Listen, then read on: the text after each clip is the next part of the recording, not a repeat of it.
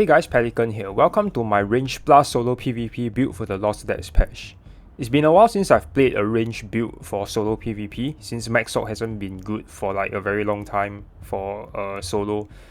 But I've been playing rangeplar for a few patches now in duels, and it is extremely strong in 1v1s. But I've always struggled to make it work for open world. But this patch I finally tried, and I've got to say I've had a lot of success with this, probably like even more than my hybrid night blade.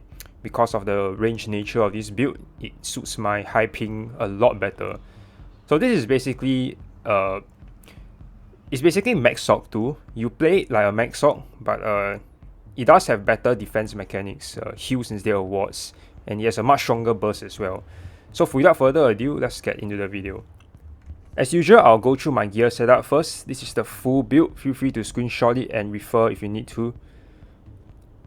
For my 5-piece, I'm running Wretched Vitality and Rallying Cry.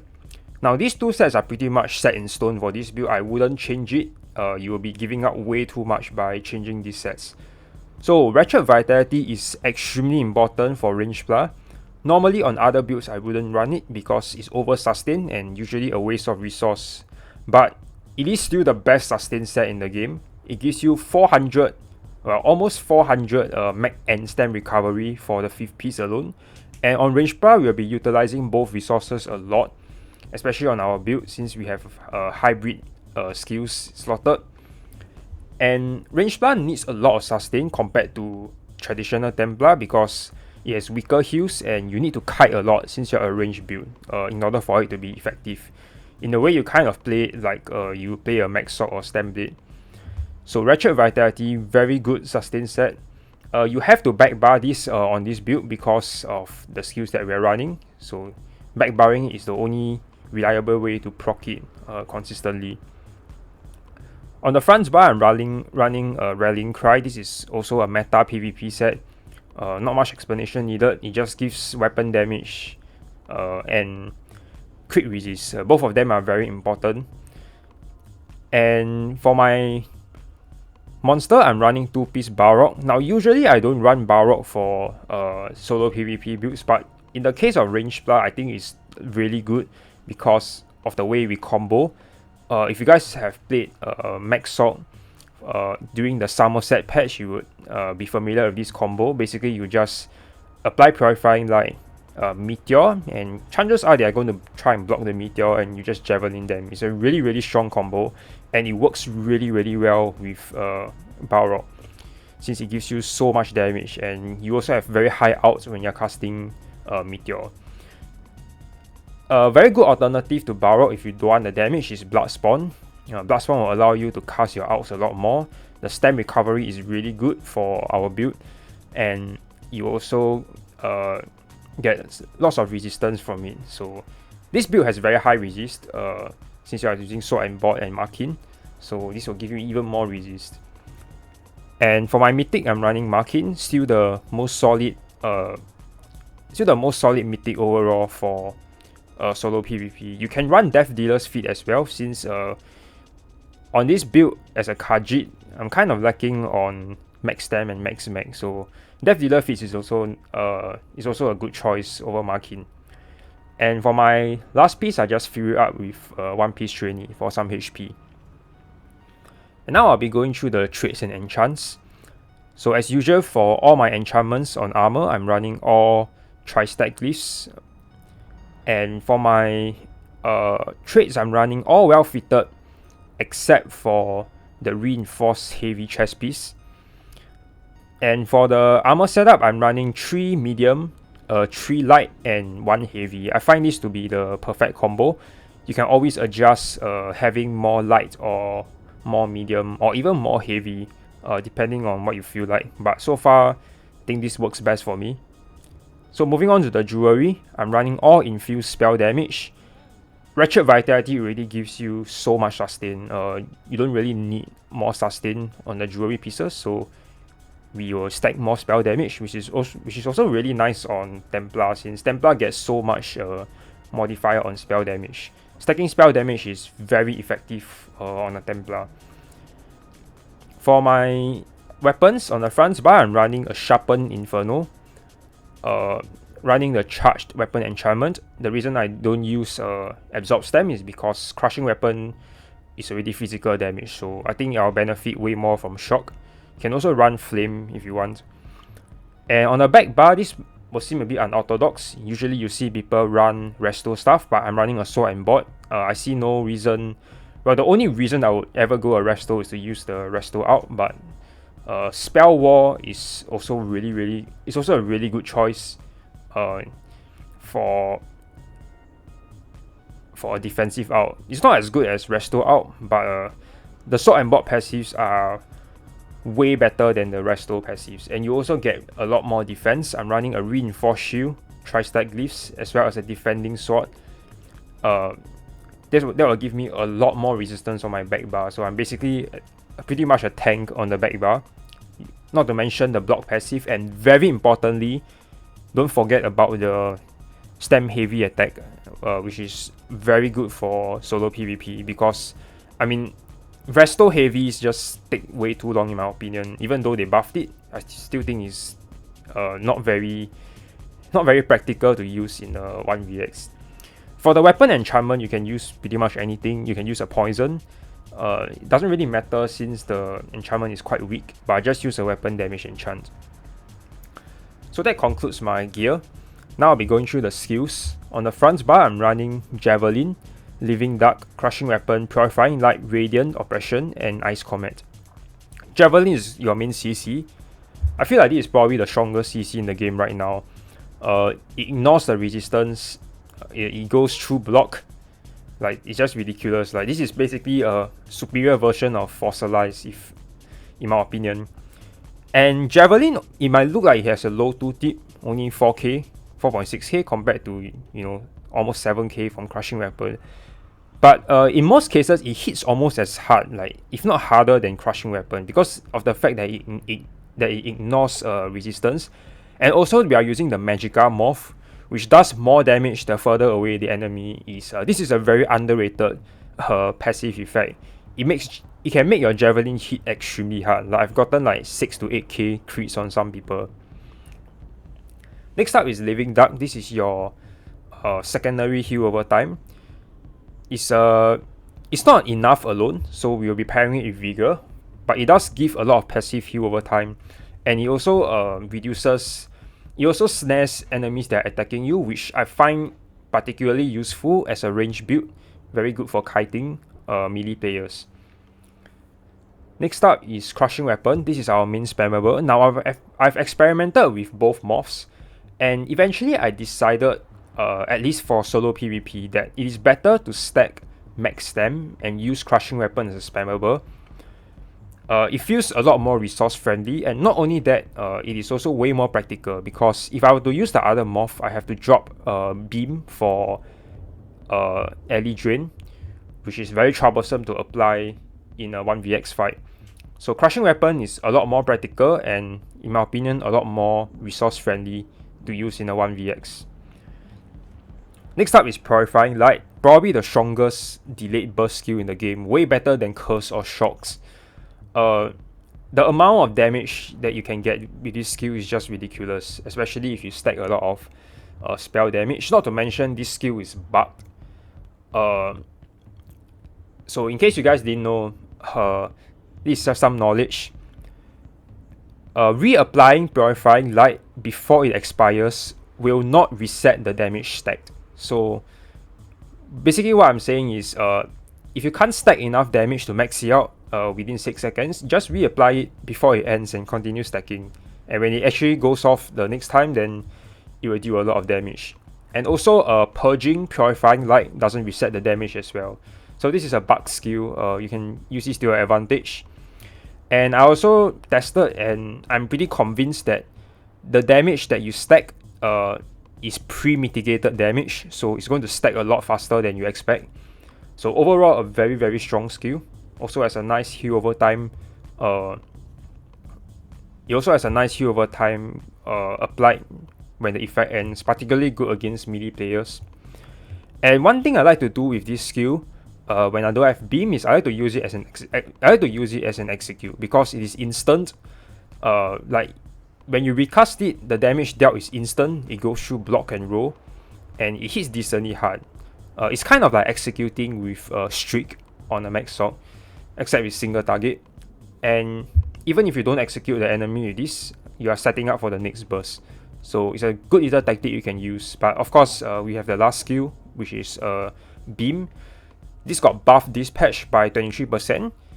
It didn't exactly need to be buffed, like it was already hitting very hard, and now it's hitting even harder.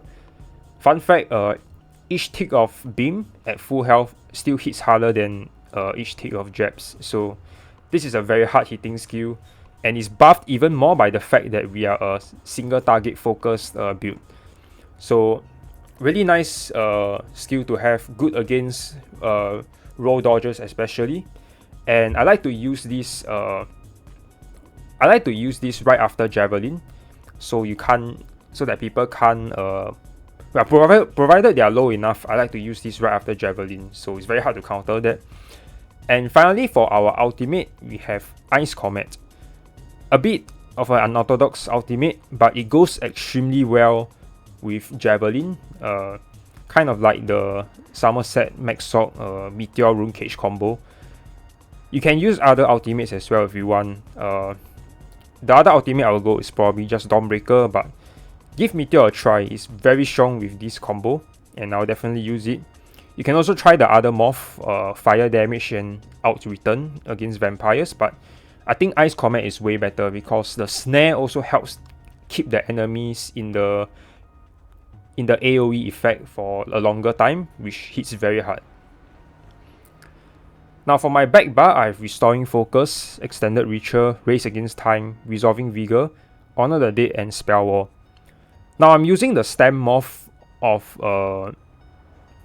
Rune instead of the Mag morph because I already have enough Mag sustain. I'm using spell power pots, not tripods, so I don't have major endurance, so I need more stem sustain. So I end up using Restoring Focus. And I especially like it because it also restores stam while you are sprinting or blocking. So it's a very reliable skill. Not to mention, it also heals for more compared to the Mag rune. So it's better for staying in one spot. Next is Extended Reacher. Very standard Templar skill. Use it as a purge. And more importantly, the heal over time is very strong. And it lasts a long time. Has a big AoE. So usually I try to stay in the AoE for a long time, for as much as possible, and reapply the rune whenever I move to a new location. The AoE heal will also give you minor mending, so it's very useful as well. Next up is Race Against Time. Probably the best mobility skill in the game right now. It got a good buff. The minor force now lasts 20 seconds, and the snare remover lasts twice as long compared to last time. I will 100% use this over Mist. It also gives you the minor force that it gives you is really good for this build. This build is slightly crit focused, not as much as an Acuity Templar, but we are a Khajiit and a Templar as well, and we are also running the Thief Stone. So minor force is really nice. I like to keep this up at all times. Next up is Resolving Vigor. This is your main heal over time. Also gives you minor resolve. It got buffed this patch by quite a bit. It's probably the strongest heal over time in the game right now. And I backbar this because it just feels way more natural on a sword and board bar. Not to mention, as weird as it sounds, I actually have more spell damage on my sword and board bar, so it does benefit Vigor a bit more, since my front bar is an Inferno Staff. And finally, for my last ability, it is Honor the Dead, your main burst heal over time. Try not to spam this too much, only use it when you really need to, because it does drain a lot of mag. So yeah, use this sparingly. And for my ultimate, I'm using Spell Wall, very strong defensive ultimate. And the funny thing about Spell Wall is that even though it's a defensive ultimate, because we are using Balrog, you can actually use this offensively. So like if you're under quite a bit of pressure, can't exactly go on offense, but you can cast this. You can cast Spell Wall and then go for a burst. It lasts 7 seconds as well, so it kind of syncs perfectly with the fact that our Purifying Light takes about 6 seconds to go off. So it's a really good defensive ult to use. And that's all for my skill setup. And now I'll be going through the rest of the stuff. For my attributes, I'm running... Well, it doesn't really matter what you run, as long as you're comfortable with it. But the only thing to take note of is that I'm stacking max stem instead of mag. I tried both. Max stem suits me way better. So I'm running 18k mag, 29.5k health, and 22k stem. That's on the infernal stuff. On the sword and board bar, I have a bit more stats. For my mundus, I'm running the thief. Now, most people would probably prefer shadow, but I like thief a lot more because I feel like my mag without, my crit without thief, my crit chance without thief is just too low to make like my to make my crit damage stack from Khajiit, Minor Force, and Templar useful. And I rather prefer the consistency of having more crits compared to bigger crits from Shadow. So I decided on Thief instead. And not only that, it also helps to proc Rallying Cry much more often. So it is really much a personal preference. Personally, I prefer Thief. But of course, if you want bigger crits, you can always go for Shadow. For my food, I'm running Smoke Bear Haunch. I use this on pretty much all my builds nowadays. Very stat dense food. And you don't really need to stack max stats nowadays. It's not as effective as it was before. So I would prefer running a Tri-Regen food. Combined with Ratchet Vitality, you have enough sustain for solo PvP on a rangeplar. And on top of that, I'm also a stage 3 vamp. Usually it's a good idea to run stage 3 vamp because of the undeath passive, even though it's the only passive that we are utilizing. And it's definitely worth the downsides because undeath is just one of the best defense passives in the game. But of course, you can always choose to run no vamp. In that case, you can just drop some sustain from CP if you are going for no vamp. But just do take note that you'll be noticeably squishier without vamp. Now for my potions, I'm running your standard spell power pots. Templar doesn't really have bar space in a solo PvP build for Major Sock and Major Prophecy. So I think spell power pots are the way to go. I don't think it's worth running tripods and having to slot like Degen or Inner Light just for the buffs.